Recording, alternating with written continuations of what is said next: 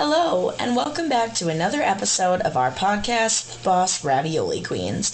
We are Boss Lady Amy, Nick Holy Ravioli, and Jasmine the Queen. And we are three very real caregivers who decided we are going to spill all the ravioli on trending topics, healthcare, and so much more. We've decided that we're going to cover a non-healthcare topic every other week as a form of self-care. After all, we live and breathe our jobs. Don't worry, we'll still have plenty of ravioli to spill. We can't talk about work all the time. Sometimes we gotta be Cheerios because normally we're Fruit Loops. On that note, let's get messy. Warning, this podcast includes profane language, crude humor, mature subjects, and possible talk of bodily fluids. This may not be suitable for listeners under the age of 18. This episode is called Bringin' Sexy Back. In this episode, we are going to be talking about something called sex therapy, and specifically a very specific part of that therapy, where sex therapists help people with disabilities learn how to masturbate and basically have sex. Yay! We all love watching that, right? Not. So, Amy, take it away. So I got the idea for this episode because I was on Facebook one day randomly scrolling and a video came across my feed about a woman who does sex therapy, and she specializes in helping disabled people, but keep in mind they are of sound mind, just not sound bodies, because if they weren't of sound mind, it would be a very different situation. Very much so. But basically the people that she helps are usually paralyzed from like the neck down or the waist down or whatever, and she helps them masturbate or other things too, like intimacy, teaches them about like She teaches them ways that they can masturbate. She doesn't masturbate them. Correct. She doesn't masturbate them. I'm sure that's just called a hand job. Yeah, but like the way you said it was like, it made it sound like she helps them masturbate, and I'm like, no, she doesn't. Well, she teaches them. She teaches them the tools to learn. She brings sometimes like dildos or fleshlights. So it's just like another tool that so they would be able to like do stuff more themselves. Correct. Like, and not feel like they can't do it. Right. Which I also feel like we need to bring up that that's a very normal part of humanity. All of humanity, not just people who aren't disabled or whatever. That means everybody. Well, we all exist. It's a normal urge. For real. I don't know. I feel like, because I've had situations where like a certain resident is doing things, and like I've knocked on his door to go into his room to give him his meds, and I may have seen things. Yeah, that was kind of a little awkward, but I mean, it happens when they're like in a home, but like, I mean, they still have the right, if they're like with it, to like do that kind of stuff. Like, there's nothing wrong about it. Just like, obviously us caregivers don't want to walk in on it or like during some of their private moments. Nope, we'll leave that to the sex therapist. Agreed. But like, it is a normal function. Everybody does it unless your religious beliefs go against it or whatever, and that's on you. That's fine.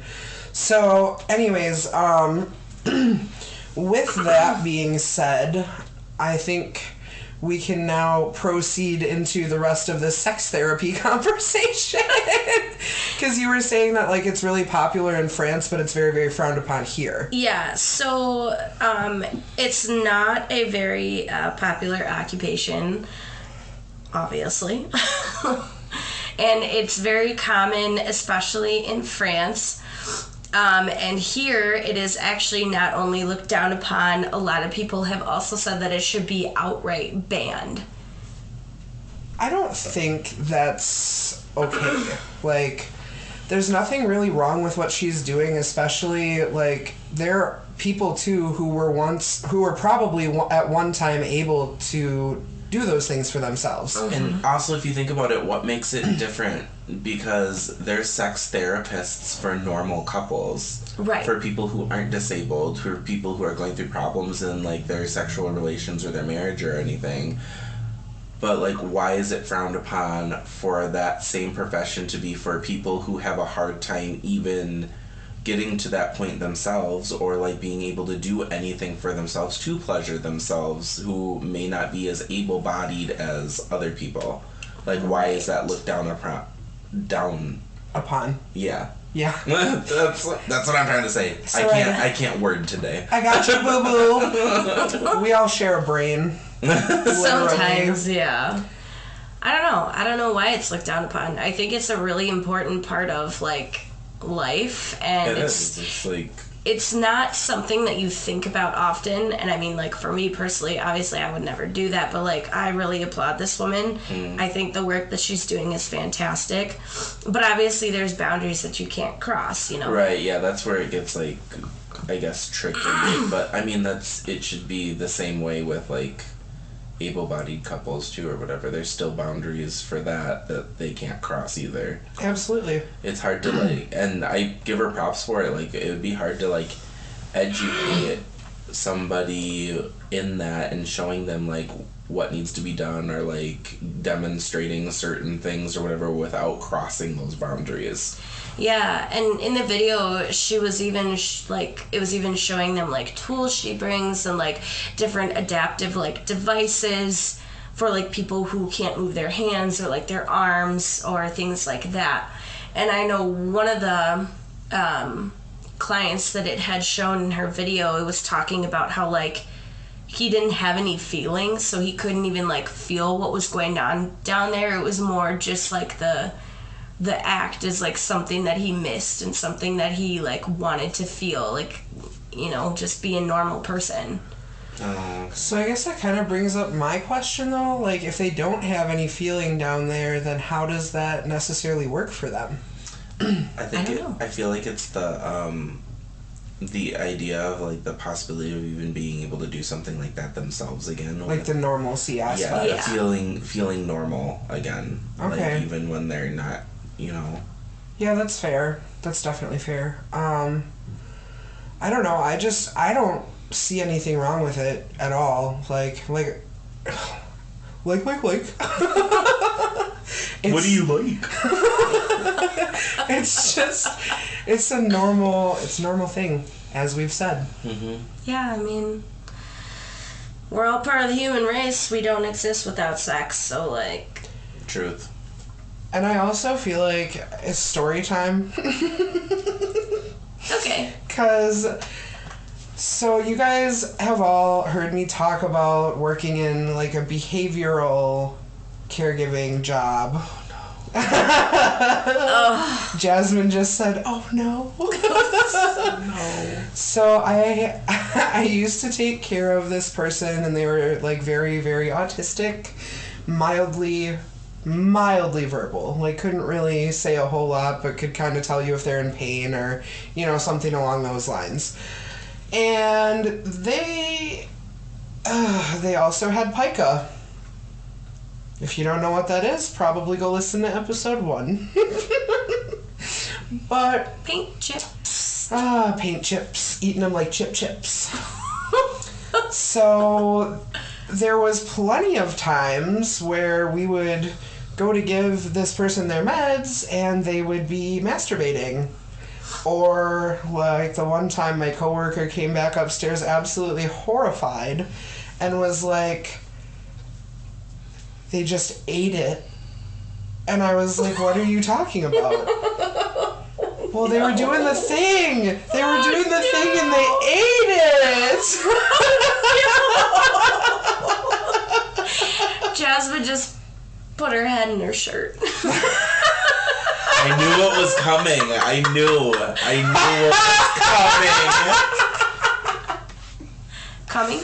Yes, it was coming. I knew it was coming. That literally, like, Everybody does it, but it doesn't mean I like to see it, and it doesn't mean I like to hear that they ate their stuff. It also reminds me of a story. I had a girl or whatever that she was younger, had some special needs, and she would like to, with herself. But the gross part about it was she would come out when we called her for like dinner or whatever, and she would come out and she wouldn't have washed her hands or anything. And she puts her hand on the counter and there flies a pube. And I'm like...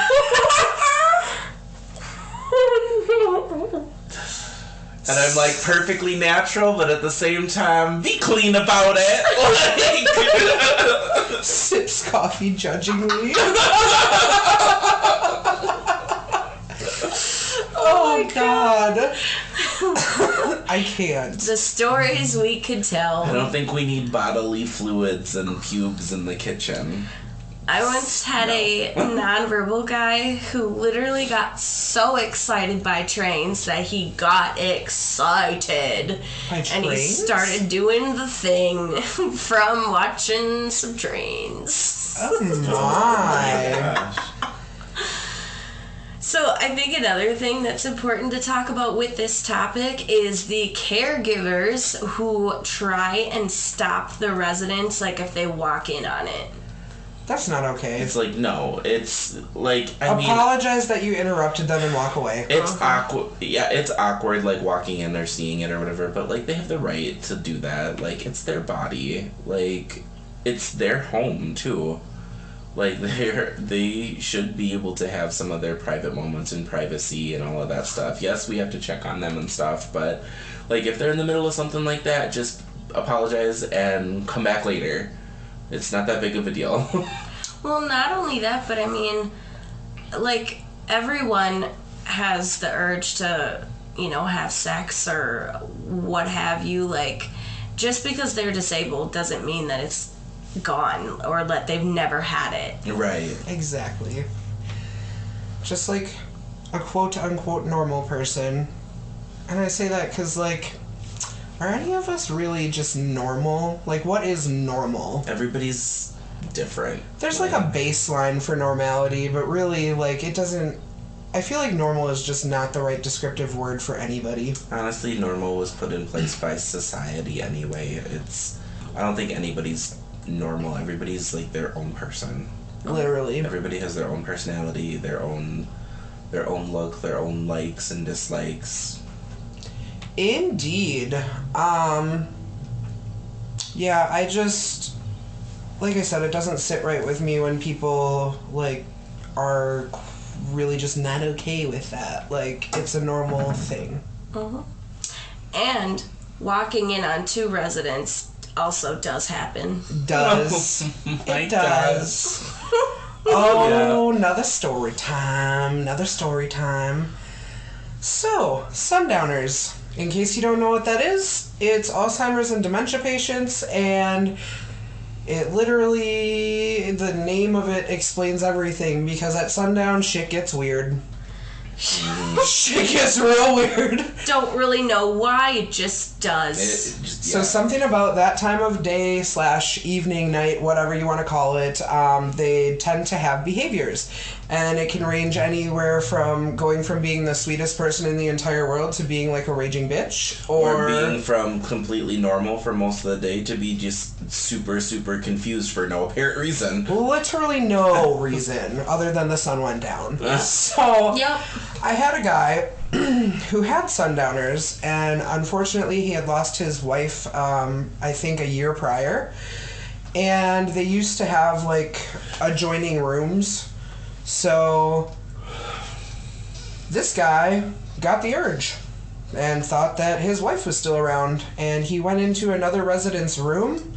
Oh, They were, thank God, not in bed yet, but he was laying naked in her bed, just waiting for her, expecting it to be his wife. Oh, no. Poor man. Oh, yes. Oh, goodness Lord. So, we found him in there and we were like, hey, you need to go back to your room because this is not your room.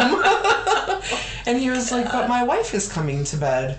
And so then we had to explain the sadness that his wife had passed and all of that. Oh, it's rough. It's rough explaining that.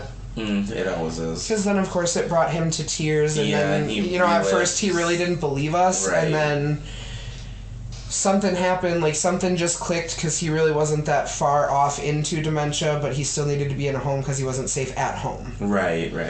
Yeah, that was sad though, but story times are fun sometimes. Yeah, it's never fun telling a resident that their significant other has passed away. It's really difficult. And if you can, try to avoid it. If you can redirect them and be like... So like a different topic. Yeah, if you can tell them, oh, she's at the store or whatever. If they believe you, great. But if they just keep pushing and pushing and pushing, sometimes you unfortunately do have to just tell them what happened. The life of the caregiver. Yeah.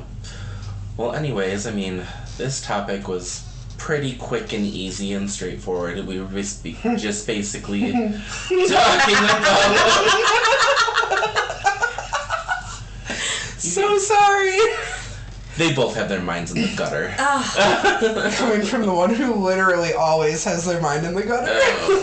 Don't tell my secrets. Is it really a secret, though? But we just wanted to touch on, a subject that, a lot of people, might find interesting just because it's something that a lot of people wouldn't hear about in healthcare. Correct. And it's a very normal part of life. And a lot of the times we are taught as caregivers to kind of just, push that out of our minds and overlook it completely like it doesn't exist, but it absolutely exists. Yes, it does. Honestly, when you brought that idea to me for this episode, and you didn't mention that they had to be of sound mind first, I was like, whoa. This could get real bad. That was a terrible idea. She was like, I think that's awful. And I was like, wait, why? And then she explained further that, they were of sound mind, and I was like, because, if these people don't understand it, what is going to happen? She was like, if they can't consent to it, that's SA. And I'm like, no, it's not. I was like, what are you talking about? Yeah, that was a fun conversation. And then once I understood it, I was like, yes. You were like, oh, that's a great idea. Yeah. My tune changed real quick on that one. That's so funny. Oh Explanations are everything. Everything. Okay, well, I have to go collect my mind out of the gutter, so we gotta go. Bye! Bye! This has been the Boss Ravioli Queens podcast with your hosts, Boss Lady Amy, Nicole Ravioli, And Jasmine the Queen. Thank you so much for spilling your ravioli with us. Don't worry, we'll serve you more next time. Until next time, go wash your ass.